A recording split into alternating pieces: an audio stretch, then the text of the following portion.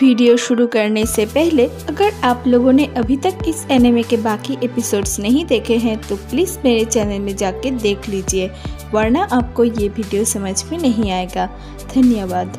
अब बढ़ते हैं वीडियो की तरफ इस इंट्रो के बाद।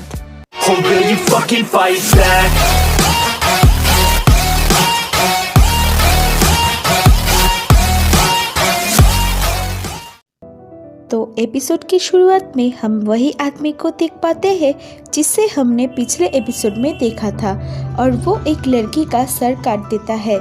और फिर सीन शिफ्ट होता है जहां हम देख पाते हैं तात्सुमी को, जो कि ट्रेनिंग ग्राउंड में बुलाट के साथ शॉर्ट चलाना प्रैक्टिस कर रहा था। और तभी अकामे तात्सुमी को ब्रेकफास्ट बनाने बुलाती है और तात्सुमी उसके साथ चला जाता है।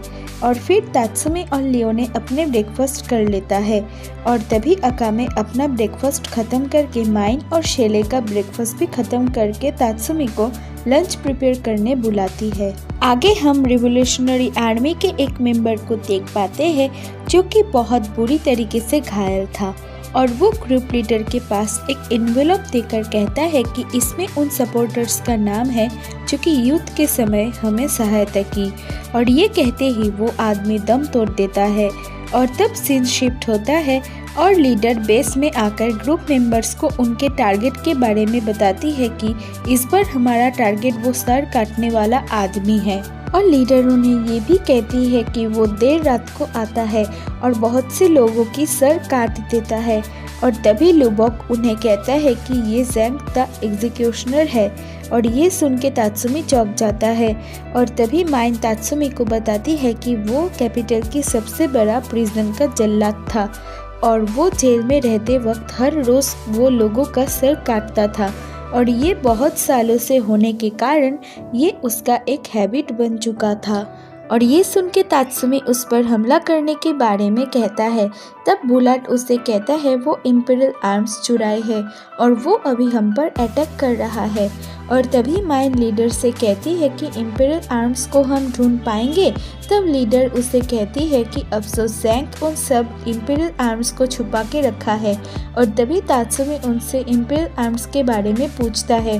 और तब लीडर तात्सुमी से कहती है कि करीब 1000 साल पहले कैपिटल के इम्पीरियल कैपिटल को हमेशा प्रोटेक्ट करने के बारे में सोच रहे थे।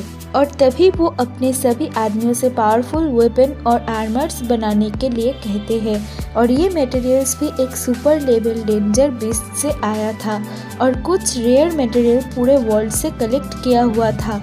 और वो अपने पावर से 48 वेपन क्रिएट किया जो कि कभी भी क्रिएट किया जा नहीं सकता, और इसे ही इम्पीरियल आर्म्स कहते हैं, जो कि बहुत पावरफुल है।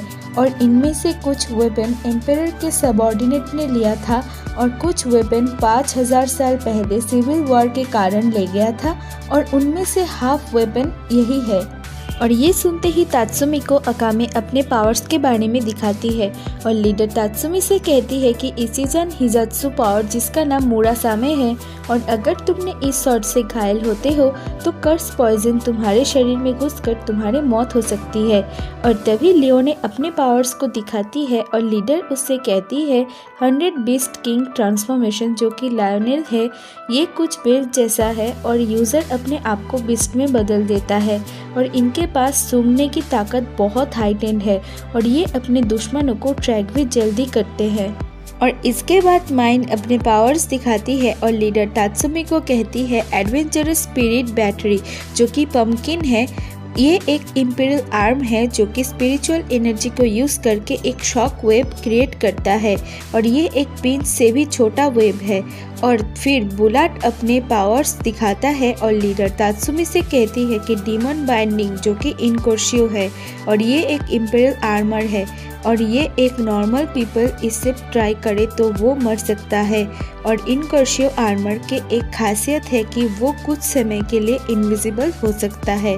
आगे लुबोक अपने इम्पीरियल पावर दिखाता है और तब लीडर तात्सुमी से कहती है कि इन्फिनिटी वैरायटी, जो कि क्रॉस टेल है और जो कि इम्पीरियल आर्म है, और ये स्ट्रिंग जैसा दिखता है, और यूज़र इसे स्प्रेड करके एक बैरियर क्रिएट करता है ताकि वो दुश्मन और उसके ट्रैप्स को ढूंढ सके।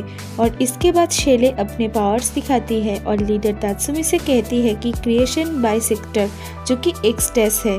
और ये एक इम्पेरियल आर्म है जो कि दिखने में एक बड़ा सा सीजर लगता है और ये हार्ड होने के कारण ये दुनिया की सभी पावर्स को काट सकता है।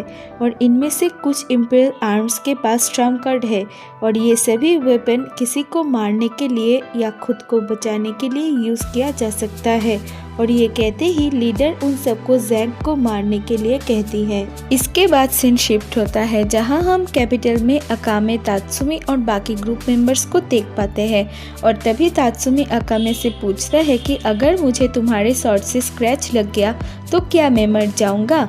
तो अकामे उससे कहती है हाँ, लेकिन ये इतना फेमस है क्योंकि ये एक बार में ही काट देता है।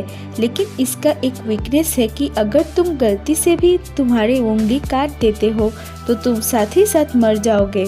और तभी हम ज़ैंग को देख पाते हैं जो कि उन सभी ग्रुप मेंबर्स के ऊपर नज़र रख रहा होता है।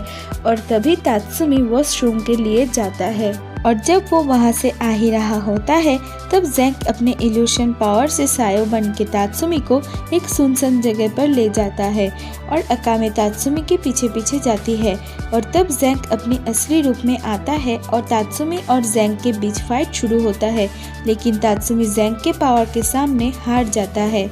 और तभी अकामे आकर ज़ैंग से फाइट शुरू करती है, लेकिन ज़ैंग अपने इल्यूशन पावर से अकामे के बहन कुरोमे बन के अकामे को हिप्नोटाइज करने की कोशिश करता है, लेकिन अकामे खुद को कंट्रोल में करके तात्सुमी को बचाती है और ज़ैंग को मार गिराती है। और जब अकामे ज़ैंग को मार कर वहाँ से जा ही रही होती है तब ज़ैंग अकामे से थैंक यू कहता है। और इसी के साथ हमारे एपिसोड यहीं पर ख़त्म हो जाता है। तो अगर आपको ये वीडियो पसंद आए तो प्लीज़ वीडियो को लाइक, शेयर, कमेंट करना बिल्कुल मत भूलना। और अगर आप इस चैनल में नए हो तो चैनल को प्लीज़ सब्सक्राइब कर लेना। तो मिलते हैं अगली वीडियो में, तब तक के लिए गुड बाय एंड सायोनारा।